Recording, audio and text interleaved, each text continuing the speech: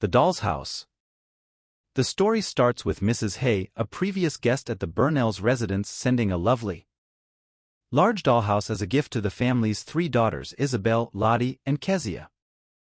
It smelled of paint, but the decorations and detail were perfect, and the girls were thrilled. The youngest sister, Kezia, especially loved the little amber lamp with its white globe standing in the middle of the dining table. She thought the dolls looked too large and unnatural for the dollhouse. Meanwhile, it was the tiny lamp that seemed to fit perfectly, as though it was meant to live there. The Burnell sisters were already popular at school, being from a family that was relatively well off for their location. In fact, their mother disapproved of the school, for the girls had to mix with the children of grocers and milkmen. However, she allowed the sisters to bring their friends home 2 by 2 to see the dollhouse.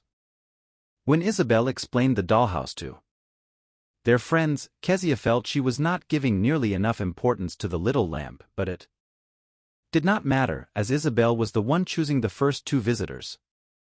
The only girls who did not participate in this excitement were Lil and Else Kelvy. They sat outside the circle and listened in without saying a word. Those 2 sisters were social outcasts. Their mother was a washerwoman and their father was allegedly in prison. Else never said a word, quietly following Lil's lead. Many parents, including the Burnell sisters, forbid their children from mingling with them. As days passed, the Burnells' dollhouse became the talk of the school. Everyone had visited and admired it and discussed it eagerly in class the next day. As usual, the Kelvys sat on the outside looking in.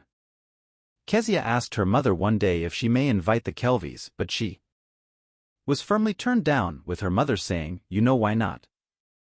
In the end, the Kelvys were the only ones who hadn't been invited to see the dollhouse, and it turned the school's attention onto them. One day, the schoolgirls were being especially rude to the 2 sisters, a girl named Lena even asking Lil if she would be a servant when she grew up.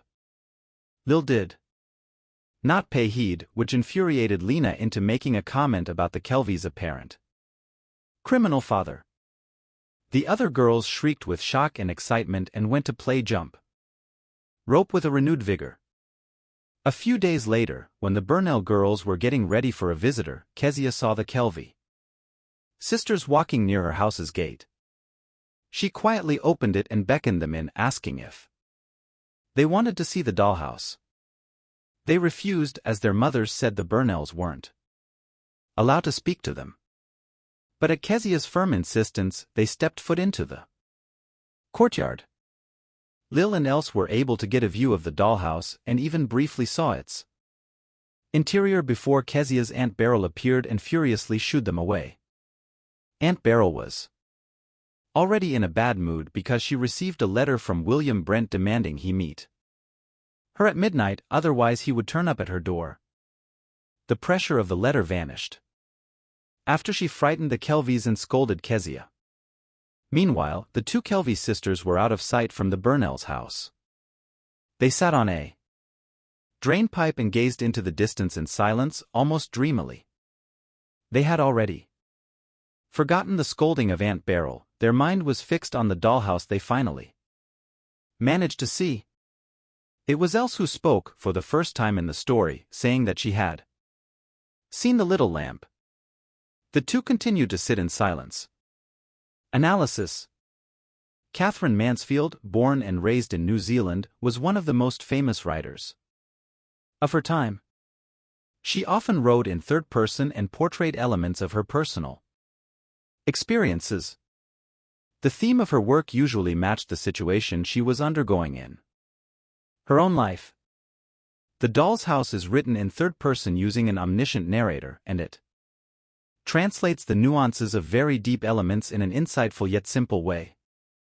The main themes are class prejudice, social hierarchy and ostracization, and innocence. Because the main characters are young schoolgirls, these topics are put forth in a rather straightforward manner. After all, young children have far less direct awareness or conscience, and their way of thinking is often precise.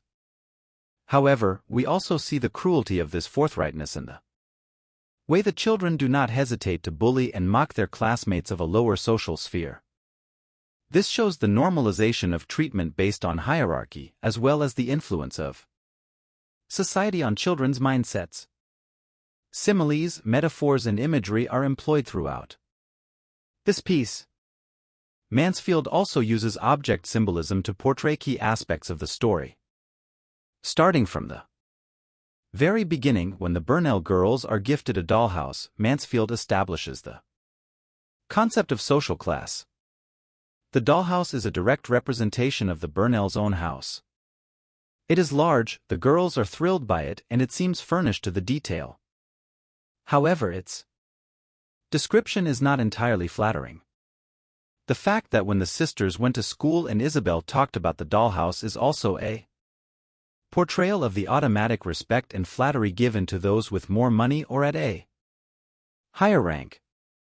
This emphasizes the superficiality of these advances. None of the girls wanted to spend time with Isabel because they liked her as a person. They did not want to be her special friend because they enjoyed her company. It was simply out of the eagerness to see the magnificent dollhouse. At this time, the Kelvey sisters being left out represents the lower rung of the social hierarchy. The fact that it is the other children's parents who forbid them from mingling with Else and Lil showcases how society and adults can impact a child's behavior. For example, for the fact was, the school the Burnell children went to was not at all the kind of place their parents would have chosen if there had been any choice. This automatically instills in the Burnell children a superiority complex.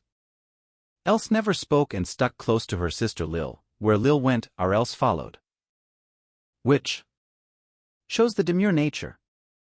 It also emphasizes a level of acceptance from both of them. They never tried to fight back or defend themselves as they knew nothing would come of it, but simply ignored the mocking and jeers and moved on. They seem to have realized that things will not change, and they are stuck in the social class they were born into. The fact that these girls have understood this and cope with it at such a young age makes the reader realize how normalized it is, which is quite unfortunate. The description of Lil and Else sitting outside the circle of schoolgirls and constantly having to listen in is a direct depiction of being socially ostracized, closed off, on the outside looking in. Kezia, the youngest Burnell sister, is the only one of the family, of the whole school, maybe, who questions the social ostracization of the Kelveys.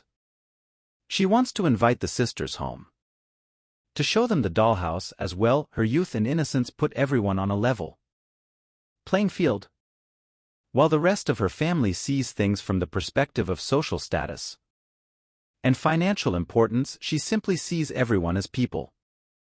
She views the world in a more wholesome manner. When she sees the Kelvey sisters near her house, she is swinging on the white gate of her house. This white gate is what separates the Burnells from the outside world, trapping them in their bubble of greater wealth and societal class.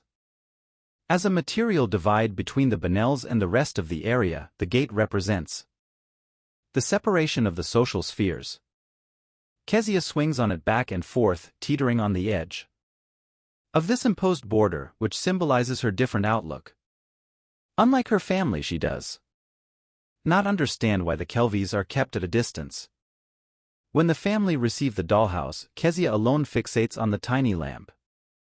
This lamp is symbolic of innocence and hope. It does not stand out extraordinarily, which is why none of the older sisters or adults find it interesting.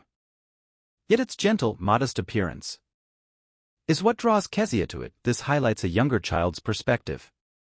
The lamp is a form of hope for Kezia and the Kelvey sisters, for after being chased away by Aunt Beryl, Else smiles for the first time and says, "I seen the little lamp." It is an unspoken bond between Else and Kezia that they are able to see beyond the discrimination of the adults in the society.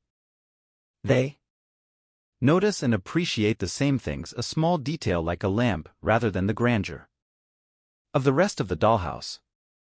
Their youth stops them from fully comprehending the reason for this class divide, but their innocent and open-minded attitude forms a ray of hope that, even when they are older, they will be able to see everyone as human rather than by social status.